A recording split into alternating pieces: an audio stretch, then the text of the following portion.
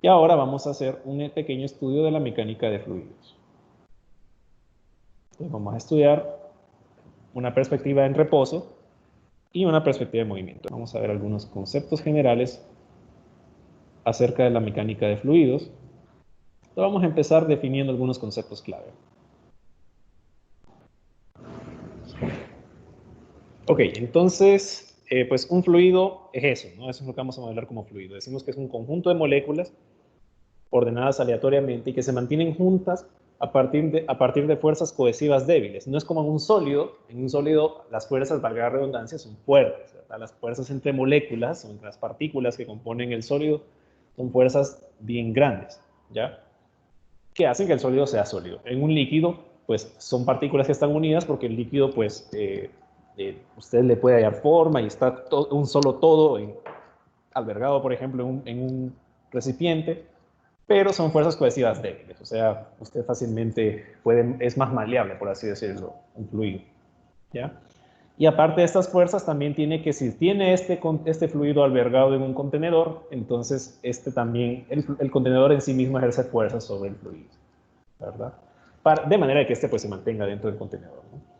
Y uno puede modelar tanto líquidos como gases como fluidos. Ya eso lo van a ver a medida que vayamos avanzando con problemas, pues van a ver cómo funciona eso. Esa es una cantidad importante. Bueno, esa es una definición general, muy general de qué es lo que vamos a trabajar.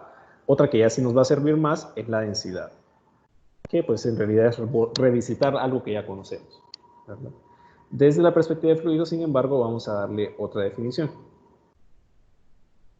Desde la perspectiva de fluidos, añadimos el hecho de que esto es una propiedad de las sustancias, o sea, es algo propio del medio con el cual esté trabajando. Es decir, la densidad de agua, sea que tenga un poquito de agua o un montón de agua, es la misma, ¿verdad? La densidad del aluminio, por ejemplo, es la misma, y así.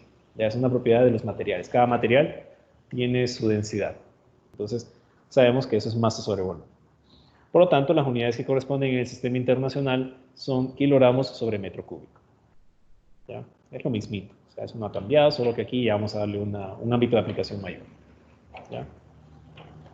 Y pues una unidad o un factor de conversión conveniente es tal que es la conversión en gramos sobre centímetro cúbico a kilogramos sobre metro cúbico. Gramos sobre centímetro cúbico lo utilizan más que todo en química, ya para poder medir la densidad de un fluido o de un medio. Sin embargo, aquí pues se usa más kilogramos sobre metro cúbico y el factor de conversión es este de acá. ¿Ya? Entonces, eso es la densidad. Y como les digo, al ser una propiedad de la sustancia, si usted tiene una muestra pequeña de agua, digamos un vasito con agua, o que tenga un tanque lleno con agua, no importa que uno tenga más que el otro. Es decir, no importa que uno, por ejemplo, pese más que el otro, tenga más masa, ¿ya? O que el otro albergue más volumen o menos volumen. La densidad del agua es la misma. Entonces, por eso decimos que es una propiedad de la sustancia, es algo propio del medio, del sistema, de la sustancia que usted esté analizando, ¿ya? Sin importar la masa o el volumen. Eso vamos a aclararlo quizá con más detalle posteriormente. Otra cantidad importante que debemos definir es la presión. Entonces decimos que la presión es una magnitud, ¿verdad? Vea que en ningún lado hay notación vectorial. Es una magnitud que cuantifica la fuerza aplicada perpendicularmente sobre un área dada. Y pues por definición decimos que la presión es fuerza sobre área. Fuerza perpendicular en este caso, si somos muy formales, aplicada a lo largo de un área. ¿Ya? Es como que, por ejemplo, usted apoye su mano contra la pared. ¿Ya? Entonces, pues su mano está realizando una fuerza sobre la pared. Y esa fuerza está aplicada a lo largo del área de su mano, ¿verdad? Lo que miden sus 5 dedos y la palma y todo eso.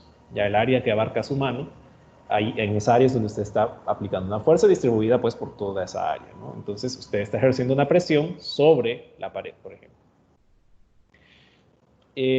Conforme al sistema internacional, tenemos fuerza sobre área. ¿Qué unidades le corresponderían a la presión? Newton sobre metro cuadrado. Newton sobre metro cuadrado. Sin embargo, nosotros no decimos esas cantidades que usted define con otro nombre.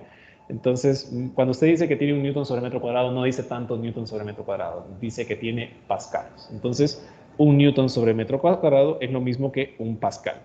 Y pascal, pues, es el nombre de la unidad en el sistema internacional del newton sobre metro cuadrado para medir la presión. ¿Ya? Entonces, uno mide la presión en pascales.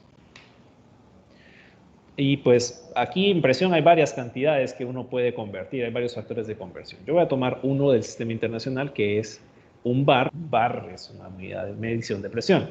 ¿Ya? Y un bar corresponde a 10 a la 5 pascales.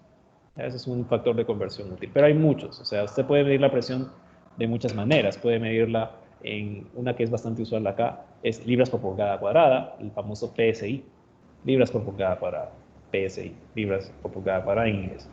Otro es el kilogramo fuerza sobre metro cuadrado o sobre centímetro cuadrado, y así hay varias unidades que uno puede utilizar para medir presión. Sin embargo, nosotros vamos a trabajar con las del sistema internacional, que son los pascales, y pues de repente por ahí ese factor de conversión que tengo ahí les puede ser conveniente. Bien, finalizo esta parte diciendo que bueno, vean que cuando definí la presión la definí como una magnitud. Magnitud que cuantifica la fuerza aplicada. ¿Por qué defino como una magnitud la presión a pesar de que dependa de una cantidad vectorial como la fuerza? Porque no hay diferencia en que usted, por ejemplo, aplique presión sobre una pared y luego con su mano, y luego con su misma mano y con la misma fuerza aplique presión sobre una mesa. Ya no hay cambio, ¿verdad? No hay diferencia entre que haga presión de una u otra. Entonces usted diría, bueno, la que ejerce sobre la mesa normalmente sería un plano XY, entonces la fuerza que ejerce sobre la mesa debido a la presión es en dirección de Z, diría. Pero luego, si luego le aplico en una pared, no, esa va a ser en dirección de Y. Entonces no tiene sentido aplicar una dirección a esa fuerza, porque la presión va a ser la misma. Es algo intrínseco, es algo indistinto de la dirección en la cual usted aplique la fuerza a lo largo de esa área. Por lo tanto, la presión es un escalar, ¿ya? Y por eso ponemos ahí. Es una magnitud, no pongo que es un vector, ¿ya?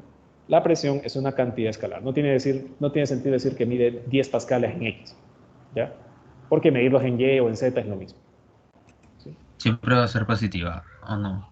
Sí, de hecho, hasta donde sé, no he visto un análisis que lleve presión negativa como tal. A lo sumo, quizá una diferencia de presión negativa, eso sí, ¿verdad? Así como la energía cinética. Pero la presión, pues sí, sería positiva. Tendría que ser positivo. No he visto un sistema físico donde sea negativo hasta ahora. Pueda que haya, pero no sé. Ok, entonces eso.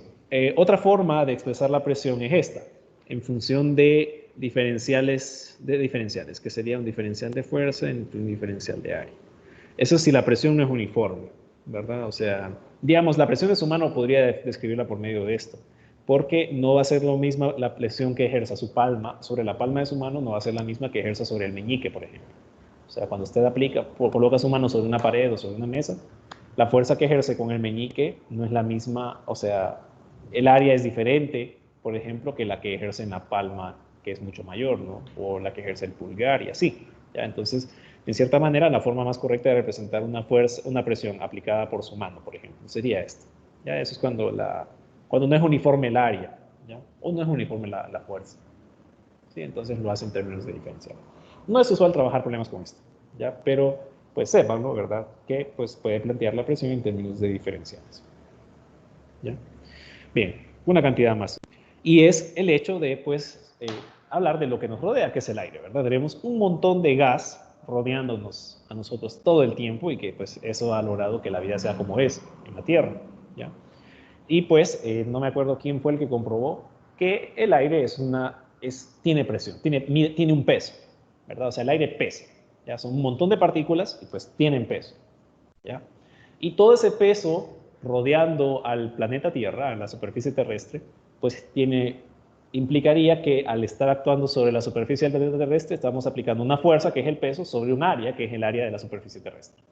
Por lo tanto, tiene sentido hablar de que todo ese aire ejerce presión sobre la superficie terrestre. Y esa presión es la famosa presión atmosférica. ¿Ya? Entonces, vamos a definir qué es la presión atmosférica. Entonces, eso es la definición que vamos a tomar de la presión atmosférica. Es la presión ejercida por el peso de todo ese gas que nos rodea, que es aire más otros, ¿verdad?, sobre la superficie del planeta. Y pues el valor promedio es ese, 1.013 por 10 a la 5 pascales. Ya, ese es el valor promedio, o sea que ese valor no es constante en todo el planeta. Terminar diciendo que hay otro factor de conversión acá, ¿verdad? Ya sé que esa es la presión atmosférica. Entonces, cuando usted tiene esa presión en un sistema, 1.013 por 10 a la 5 pascales, decimos que en el sistema hay una atmósfera de presión.